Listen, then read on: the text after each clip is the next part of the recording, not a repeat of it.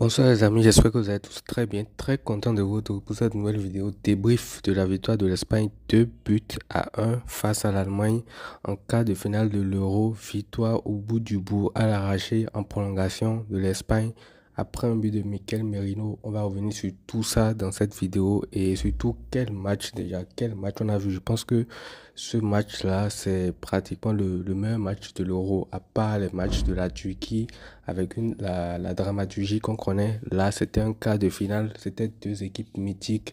L'Espagne d'un côté, l'Allemagne de l'autre. Deux équipes qui se connaissent très très bien. Deux équipes qu'on attendait une rencontre choc. Et on a été servi 2 buts à 1, 3 buts marqués, du spectacle, même s'il y a eu des choses qui m'ont dérangé dans ce match-là, surtout l'arbitrage et aussi certains petits faits de jeu.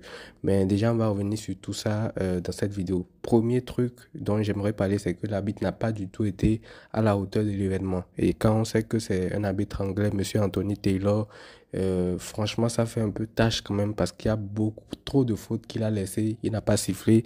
Il aurait pu donner des cartons qu'il n'a pas donné, ce qui fait que d'autres joueurs ont continué à faire des fautes. Et là, je veux parler de Tony Kroos, qui au passage a joué son dernier match de football aujourd'hui de sa carrière. Gros respect à la légende, mais le match qu'il fait aujourd'hui, déjà en moins de 10 minutes, il tacle et Lamine Yamal et Pedri qui est déjà blessé, qui est sorti si blessé, qui a terminé par ricocher son euro aujourd'hui. Donc, il aurait déjà pu prendre un carton jaune sur cette deux fautes-là, mais il ne prend pas de carton jaune. En deuxième mi-temps, il continue à multiplier les fautes avant finalement de récolter un carton jaune sur une contre-attaque qu'il annihile totalement.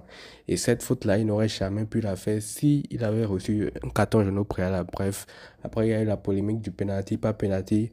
Honnêtement, sur l'action, il y a main de Cucurella jusque apparemment, il y a Foucault qui est au jeu de tout. L'arbitre ne sait pas penalty, mais sinon, quand on regarde juste l'action, si c'est le contact du ballon avec la main de Cucurella, il la met 1000 fois. Donc voilà des petites polémiques par-ci par-là. Maintenant, on va revenir au match qui, moi, j'ai trouvé quand même assez ennuyeux, surtout en première mi-temps, j'aimerais envie de dire, parce que à partir de la deuxième mi-temps, les trucs sérieux ont commencé à se passer.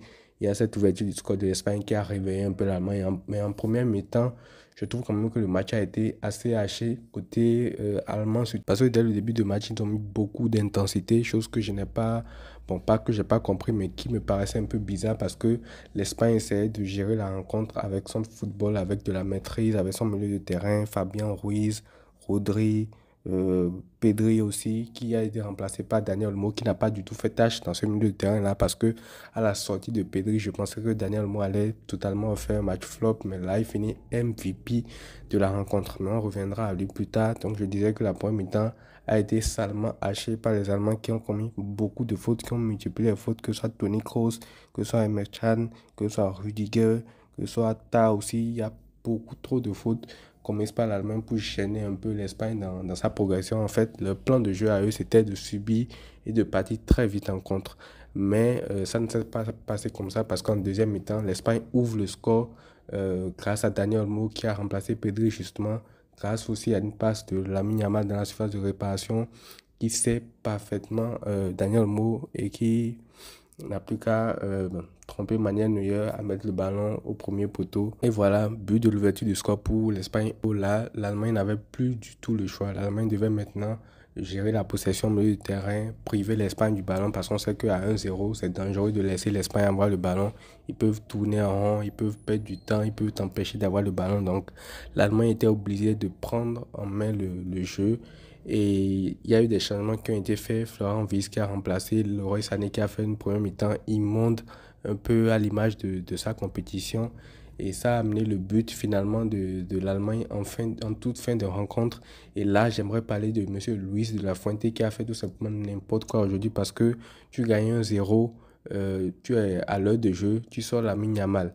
Après quelques minutes, tu sors Nico Williams et tu sors Alvaro Morata et tu sors tes meilleurs potentiels offensifs pour faire que des changements. Je ne vais pas dire défensifs, mais tu fais rentrer des joueurs qui n'ont pas le poids de Lamine Yamal, de Nico et de Alvaro Morata. Parce que quand tu fais les matchs de poule et que tu fais reposer toute l'équipe lors du troisième match, c'est pour les maintenir pour qu'il soit frais pour ce genre de match-là. Alors pourquoi dans ce genre de match-là, tu mènes juste 1 but à 0, tu sais pas ce qui peut se passer et tu fais sortir également tous tes meilleurs joueurs offensifs. Lamine Yamal qui est jeune, qui peut enchaîner, Nico Williams pareil, Alvaro Morata aussi pareil, j'ai pas trop compris pourquoi. Et franchement, si l'Espagne était sortie aujourd'hui, je pense qu'il aurait payé très très très cher, monsieur.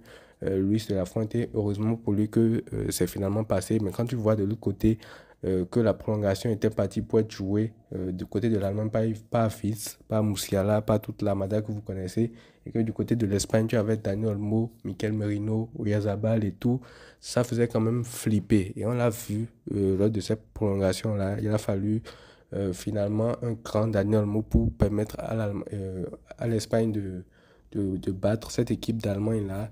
Il a fait un très gros match, comme je l'ai dit, buteur sur le premier but de l'Espagne suite à une passe de Lamine Yamal. Et dès la sortie de Nico Williams et de Lamine Yamal lors des prolongations, c'est lui seul qui a été le détonateur offensif de cette équipe d'Espagne là, parce que de l'autre côté, tu as un Ferran Torres qui ne fait pas du tout de différence. Et c'est là que je critique Luis de la Fuente, parce que dès que Ferran Torres est rentré, chaque contre mené par l'Espagne, dès que tu as une possibilité d'aller en profondeur, de dribbler, de percuter et tout, tu donnes le ballon à Ferran Torres, il temporise et redonne le ballon à Dani Carvajal. Et puis ça reblotte, ça reblotte et ça reblotte. Donc, il y avait pratiquement rien à faire avec cette équipe-là. Sauf que, comme je l'ai dit, Dani Olmo a su sauver les meubles, a su porter l'Allemagne, a su porter l'Espagne du moins pendant les prolongations. Il a fait un très gros match sur le côté. Il a vu son vis-à-vis plusieurs fois. Et c'est lui qui, lors de la fin de la rencontre, finit par délivrer cette passe décisive, là, ce centre pour Mikel Merino qui place la tête et qui qualifie totalement l'Espagne en demi-finale de l'Euro. Et l'Espagne va affronter soit la France, soit le Portugal. À l'heure actuelle, le match n'est pas encore joué, donc on le saura bien après.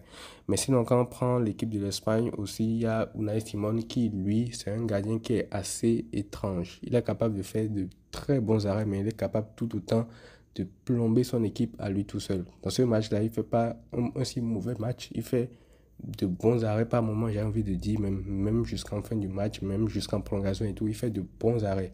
Jusque il est capable de faire ses bons arrêts, mais il est capable aussi de faire de grosses boudes, à l'instar de son dégagement qui est manqué à un moment donné.